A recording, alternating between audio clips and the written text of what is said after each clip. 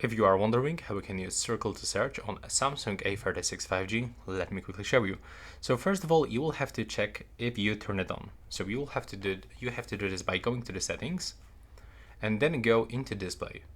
When you are here, just scroll down and move into navigation bar, and here be sure that you turn it on.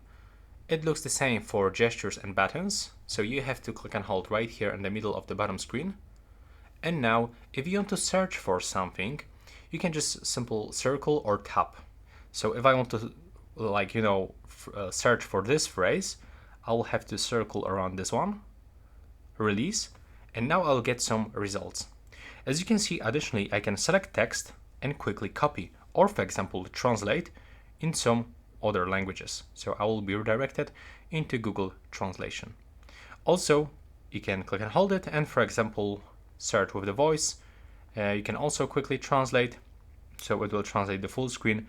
Here, if I'm gonna pick the different language, like Arabic one, for example, I can go back. Well, let's do this one more time. There we go, and as you can see here we got the translation. So that's how we can actually use this feature.